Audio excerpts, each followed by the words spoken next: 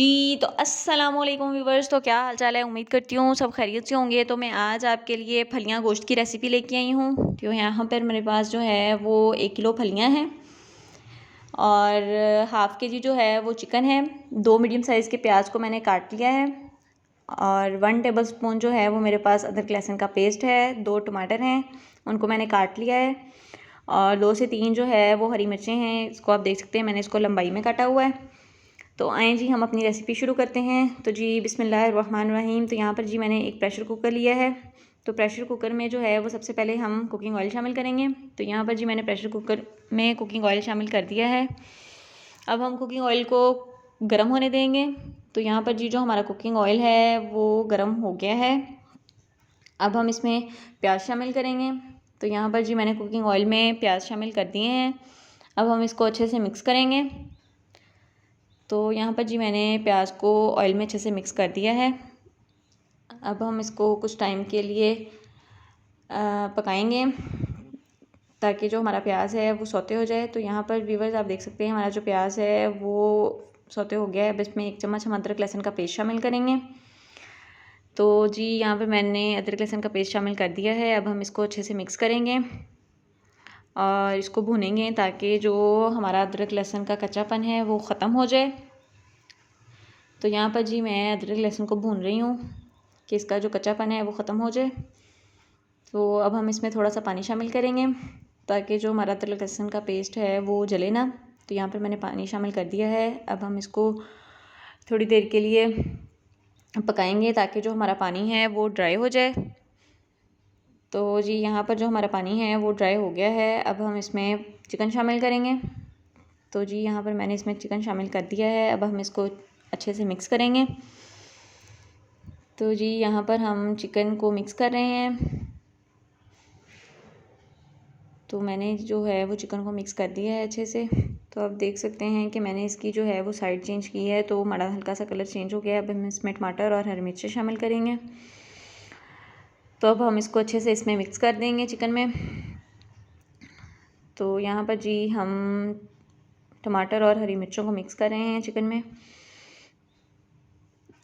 جو ٹماٹر ہے وہ بھی اپنا پانی چھوڑ دیتے ہیں اور جو چکن ہے وہ بھی پانی چھوڑ دیتے ہیں۔ تو اب ہم جو پانی ہے ٹماٹر کا اور چکن کا اس کو اچھے سے ڈرائی کر لیں گے۔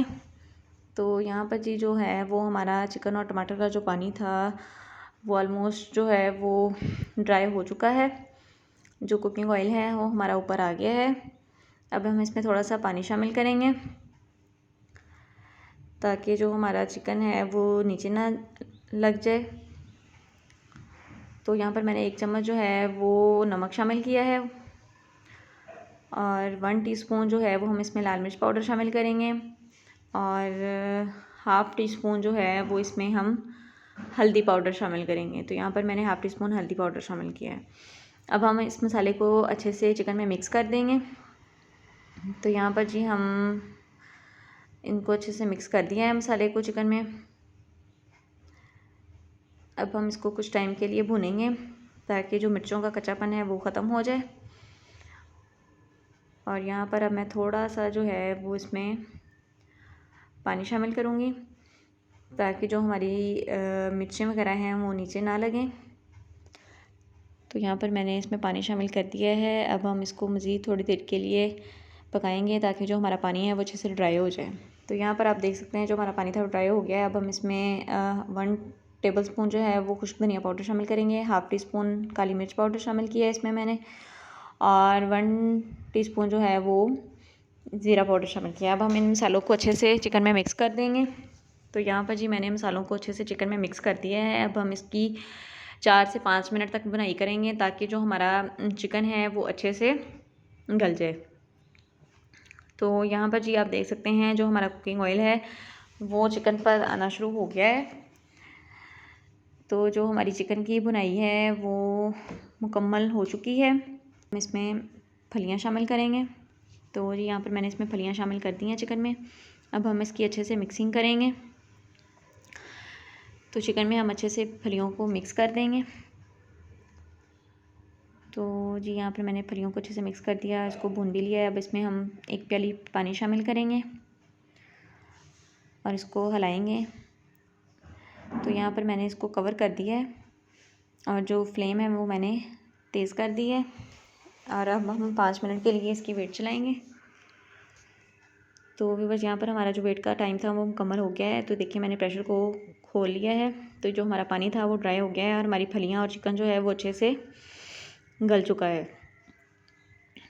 تو یہاں پر اب ہم اس کو بھون رہے ہیں، تو آپ دیکھ سکتے ہیں کہ ہمارے سبزی پر جو ہے وہ کوکنگ آئل آنا شروع ہو گیا ہے۔ تو بنائی کی ایک خاص بات جو ہوتی ہے ہمیں مطلب جہاں سے وہ پتہ چلتا ہے کہ جو ہماری بنائی ہے وہ ہو گئی ہے، وہ یہ ہے کہ جب بنائی کے دوران کوکنگ آئل آنا شروع ہو جائے تو اس کا مطلب یہ ہے کہ ہمارا جو بنائی کا پروسیجر ہے وہ مکمل ہو گیا ہے۔ تو میں نے اس میں گارنش کے لیے ہرا دھنیا بھی شامل کیا ہے۔ تو ویورز یہ ہے ہماری آج کی آسان سی ریسیپی۔ ویڈیو اچھی لگی ہو تو لائک کر دیں، چینل کو سبسکرائب کر دیں۔ تب تک کے لیے اللہ حافظ۔